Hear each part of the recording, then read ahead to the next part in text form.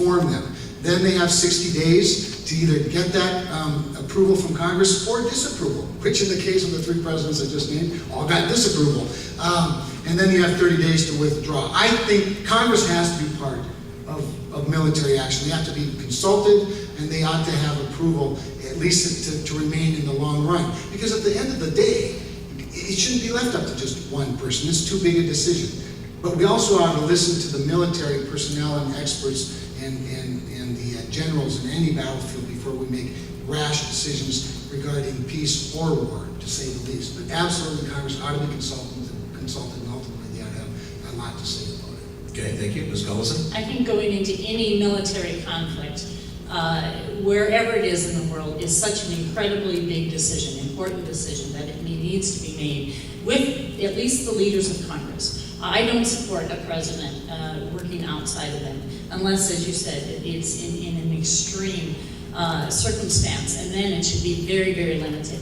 But I think it's obviously important that we have a consensus, that we bring people together. It is an incredible big decision.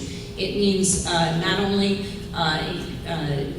the need for all of the resources to support it, but we're talking about putting our men and women at harm's way. And so that's a big decision that needs to be shared with our congressional leaders, and I don't think it should be placed in the hands of the president solely. Okay, about 30 more seconds on that? I think Pam has summed it up rather nicely, and I think I would agree. Okay, all right. Let's turn our attention to energy, since we have some of it here in North Dakota. Back in 2008, we asked kind of the same question of the Senate candidates today. The Republican vice presidential candidate liked to include in all of her speeches "drill, baby, drill" as basically an energy policy. It seems like that's kind of become the case here in North Dakota, even though she got some pushback on it at the time. Is that the strategy? Is that strategy correct for North Dakota and the nation? Should we be drilling whenever possible? Go ahead. This would be Ann. You get to go first. I think our country needs to be focusing on producing more domestic energy overall. I think that does include more drilling of oil strategically. I think it does obviously include supporting our coal industry here in North Dakota. And I think we need to look at all of expanding into wind and renewables. I mean, those are obviously parts of the energy grid that we produce very, very well right here in North Dakota, and we need to be doing a lot more of that.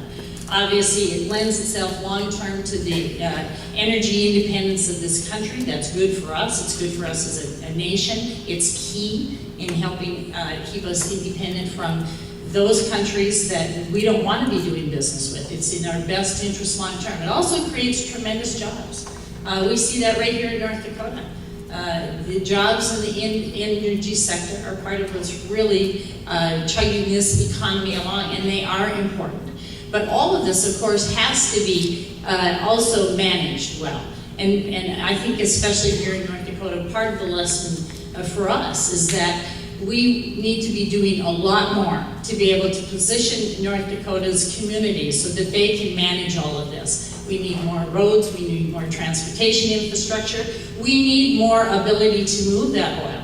And so the pipelines, I think we should be building refinery here. I think we should be looking at adding value to our gas, natural gas, by adding additional plants that can produce fertilizers. That's a great way of adding value to all of this, more jobs, keeping them right here. But yes, I support that, and I think we need to be doing, as a nation, as a country, a lot more to support overall in increase in domestic energy production. Okay, Mr. Cramer.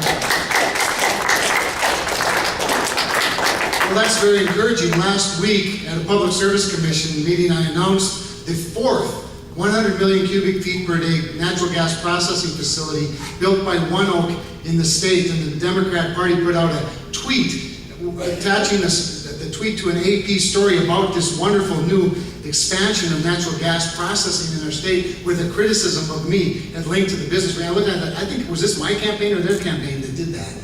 When I was Economic Development Director, the gross state product in North Dakota was $13 billion. Today I have $23 billion worth of energy infrastructure on my desk that I have direct jurisdiction over.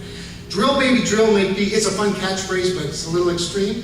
One of the great things about North Dakota is while we're the second leading producer of oil in the country, one of the leading producers of natural gas, the leading producer of lignite, the 6th leading exporter of electricity generated by burning lignite. We're one of 10 states, or I'm sorry, one of only 4 states that generate more than 10% of our electricity, this coal state that generates more than 10% of its electricity with renewables. And you know what else, ladies and gentlemen? We are one of 8 states that meet all ambient air quality standards as prescribed by the EPA, who thinks they can do it better than we can. One of 8. A leading energy producer and exporter, one of 8. I was part of the Public Service Commission and carried the portfolio that cited the first Keystone Pipeline. What took us a few months seems to be taking decades under Democrat administration. We cannot let Nancy Pelosi become Speaker of the House and Henry Waxman Chairman of the Energy and Commerce Committee again. We've got to get more energy developed domestically. Ms. Gullison, 30 seconds on that. More? Well, I think that our role needs to be just to support more domestic energy production.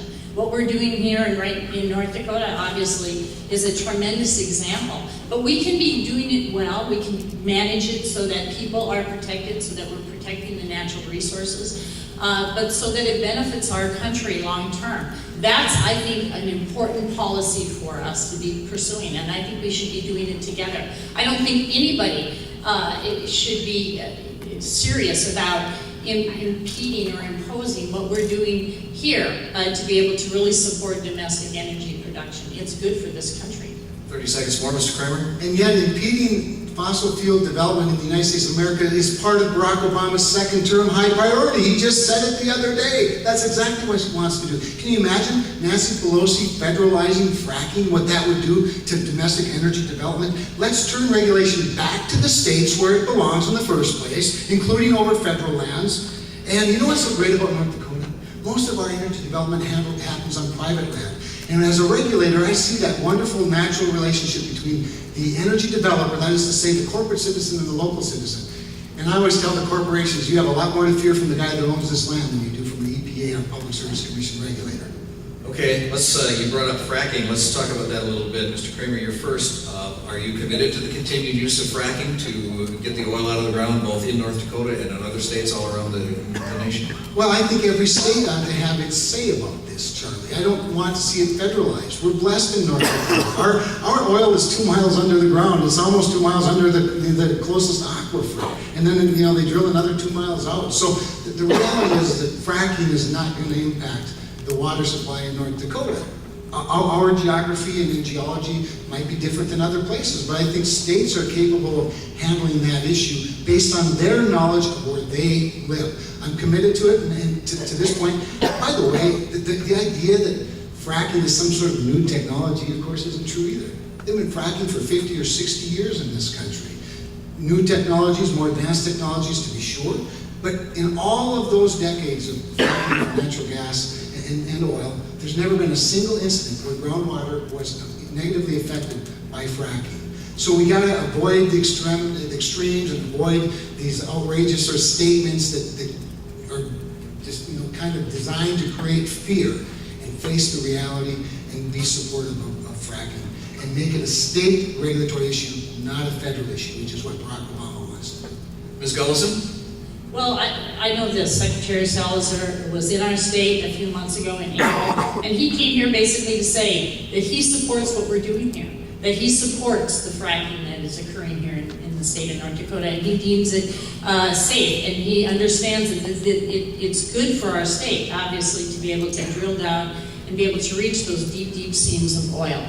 I agree that I think that the oversight of fracking should be here with our state health department. But I do think that it's incumbent upon the companies to be able to disclose what is the chemical that's in that compounds. And it should be part of the record. It can be part of the permitting process. I'm not saying it has to be part of the public record, but it is important that we know long-term what's being put down into our earth here in North Dakota, and so we know that our water is protected. I think that's fair. That's a responsible approach to this. It keeps it right here in North Dakota. It keeps the administrative oversight here with our state health department, and it allows our local communities, our cities, our counties, our local residents to know exactly what is being put into their ground long-term.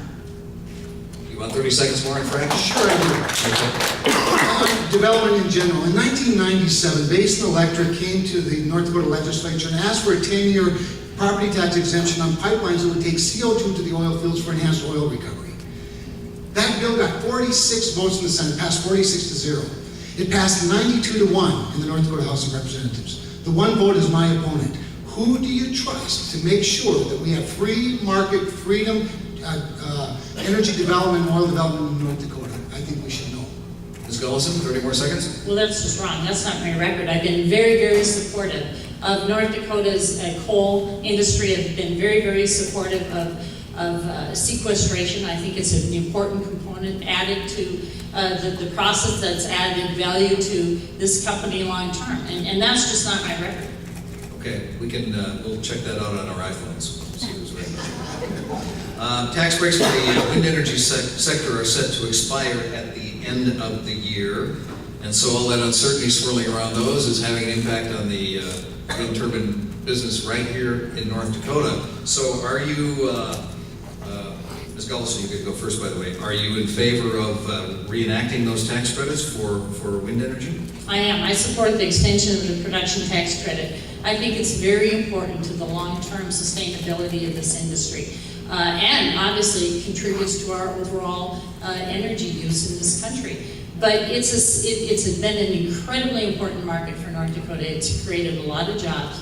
We have a considerable amount of wind turbine, not only the construction of them in our plants in Grand Forks and Fargo, those are direct jobs, but obviously the ability to produce that wind here. I think like every other area of energy, there's been long-term tax credits for our oil companies. They're there, they stay there with certainty. And so that sector, the oil companies know what they have to be able to use long-term. I think we should be doing the same for wind energy, for renewables overall. We should give them a sense of certainty so that they know from year to year to year that they're be able to produce the towers and all of the components, be able to make the decisions about putting new wind farms online. That's what we can be doing. I think it needs to be part of our overall energy policy for this country. Mr. Cramer, Well, let me just say I'm ready to make tough decisions. I've supported the production tax credit in the past. I didn't like that it was a year-to-year tax credit that had to be renewed every December. I saw the impact of that with these rush and hurry up, approvals that were required to meet the deadline. Finally, 5 years ago, they passed a 5-year production tax credit with the idea that it would be phased out eventually. As Ronald Reagan said, the closest thing to eternal life on this earth is a government program.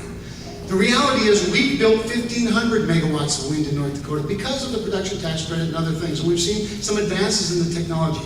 But ladies and gentlemen, let me say it again, we have a $16 trillion debt. It is time to stop it.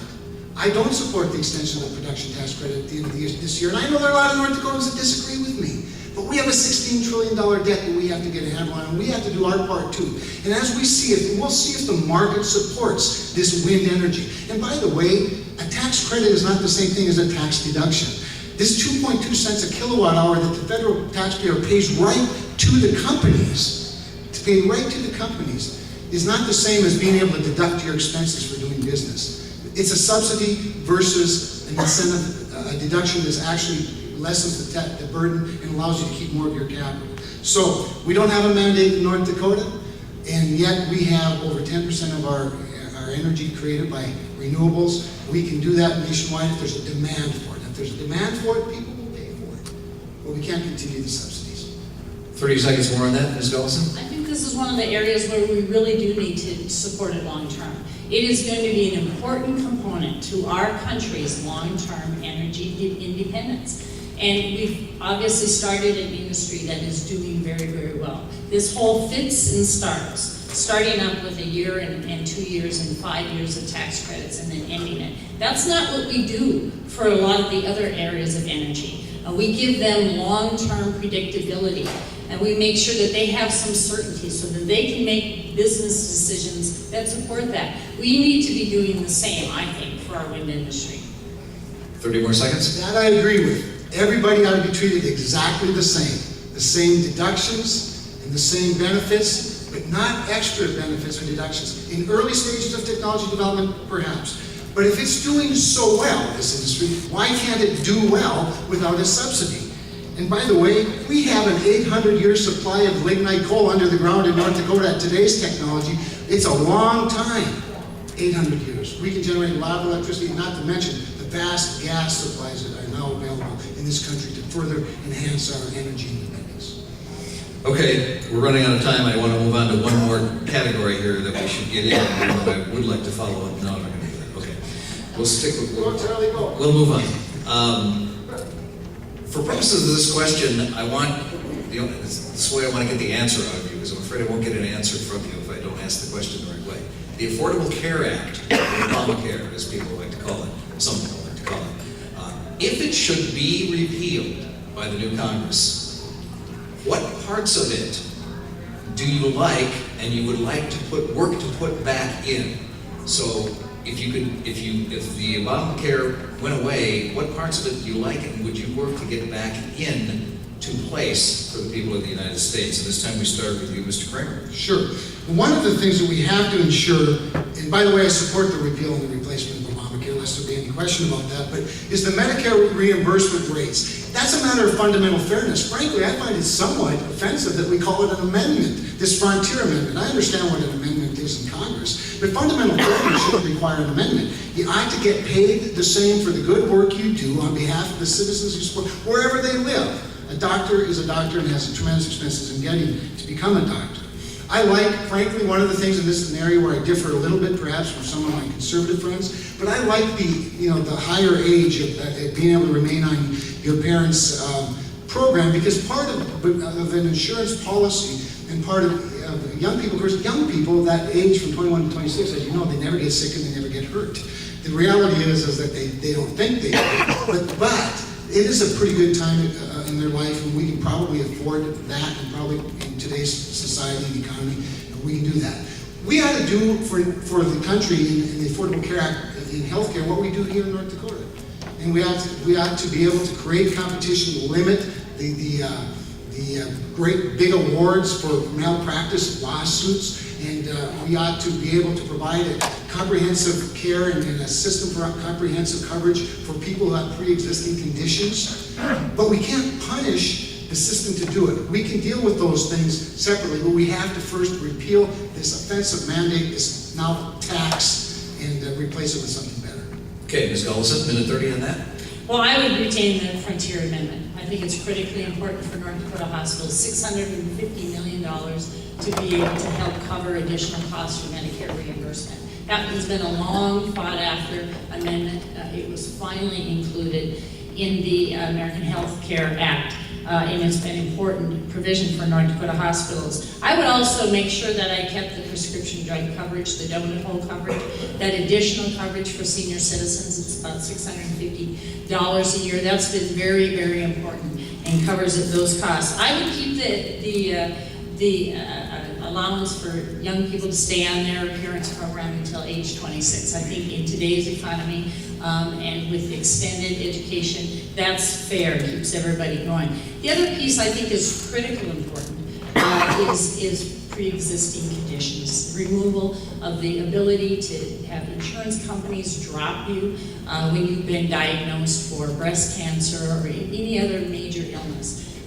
That's just wrong, and obviously part of what this bill has it is an important provision to make sure that you can get dropped from your health insurance. I think the other thing we have to remember is that medical costs are the #1 reason for bankruptcies in this country. One incident, one illness, one diagnosis can change the direction of a family's fiscal income, their ability for that family to be able to recover forever. It just can't. And so I think it's important that we look at it in terms of how we can help cover critical insurance costs, healthcare costs for our citizens. And I think this is where we start. 30 seconds more. Another bill that my opponents supported in the legislature voted for was a $2 billion single-payer system right here in North Dakota. I do not support Obamacare. By the way, for those that would love to make the United States like Europe, the survival rate of 5 years for a breast cancer victim in Europe is 79%. In the United States, it's 95%. Let's not tinker too much with a system that works as well as it does, but we can bring down costs by creating competition. By the way, it's a funny notion that somehow our current system inspires getting sick instead of incenting staying well. We need to do more with preventative health care. Okay. Ms. Gullison, one last shot at that, 30 seconds. Why the escalating costs of healthcare and medical costs are really an important part of this discussion here, because it does affect people's lives. And we need to be doing, I'm a licensed nutritionist, so I know firsthand, we need to be focusing a lot more on the preventative side of healthcare. How do we keep people out of the system? How do we keep them healthy longer? That is an important part of this that I don't think that this bill does nearly enough on. Okay. Thank you for participating in our question and answer period. Now, it's time for 2-minute closing statements. And in this case, for the close, because of the way the coin toss came out, Mr. Cramer goes first and Ms. Gullison goes second. So 2 minutes. Thanks, Charlie. Thanks again for lending your talents to this. Again, Pam, thank you for the opportunity and for being part of this. She's been I think both of us are committed to being accessible. Like I say, the best part of public life in North Dakota is access to the public and the public's access to us. It's important that we have these debates. We're seeking a job. Attending the job interview is an important part of that. And while strategically for a front runner it may not be the greatest idea, I don't know, I have a lot of people tell me that, it's not about us. See, it's about you. It's about the voter. It's about the taxpayer. It's about the unborn child. It's about the children. It's about the future of our country. Ladies and gentlemen, a $16 trillion debt is unsustainable. It is immoral, it is unethical, and it's going to hurt a little bit to get it under control. But let me tell you this, I have great faith in the entrepreneurial spirit of this country. I have great optimism about the unleashing of job creation in this country. We talk about manufacturing. Do you know what state has grown its manufacturing base for the last 20 years? North Dakota. We have, guys, there are tremendous advantages to being in North Dakota. It's good to be us, that's my motto. We can do the same in the country by not having punitive tax codes, by having lower cost electricity and natural gas. It's a tremendous competitive advantage that we keep trying to give away. Barack Obama, Nancy Pelosi, Henry Waxman, Harry Reid, they all want climate change legislation. They want to necessarily drive up the costs of electricity generated by coal. They want to subsidize other forms of electricity to make them more competitive, all while making our country less competitive. Do you know that in the manufacturing sector just 4 years ago, America was #1? Every year since, we've slipped down that scale to the point now we're the 5th leading manufacturing nation in the world. We can do better, but not by government imposition and intrusion, but rather by restraint by our government, trusting free people, making things that other free people want and are willing to pay for. Thank you for the opportunity. God bless you all, and God bless North Dakota. Thank you, Mr. Cramer. Ms. Gullison, 2 minutes. I also want to thank all of you for this opportunity to visit with you today and really share our ideas. You know, I'm gonna end where I started. This country does face considerable challenges. We know that the future for our country, the future for our children, Bill and I farm with our 3 sons. We're so blessed and fortunate to have them back farming with us. But we saw just months ago where the Farm Bill passed the Senate in a bipartisan way, led by our own 2 senators, Senators Conrad and Hoeven. They were able to get it passed. It got over to the House. It passed out of the House Agriculture Committee, and then it was derailed completely. The House leadership had no ability to move it forward. It was the extreme groups, the Club for Growth, Freedom Works, who've declared that their #1 priority is to defeat the federal farm bill, a farm bill that is so incredibly important to North Dakota.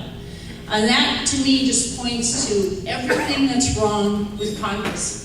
We ought to have the ability to move important policy legislation forward and have it passed out of both sides of the House and Senate, come together in a conference committee, and get to the point where we can pass important legislation for this country. That's what we need to be doing a lot more of.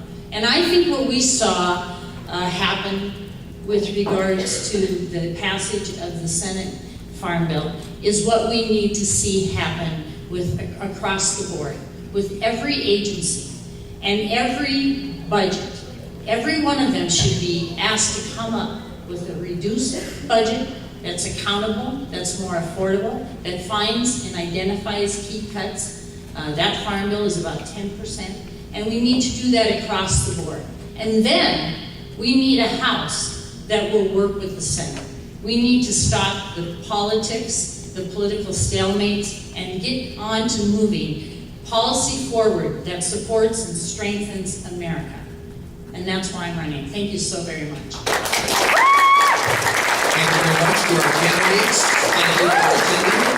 We're going to have lunch here at the North Dakota Broadcasters Association. Then, if you folks are interested, come on back at 2 o'clock. We're going to have a debate between Governor Jack Dalrymple and his challenger, State Senator Ryan Taylor. At 2 o'clock. Thank you. Now I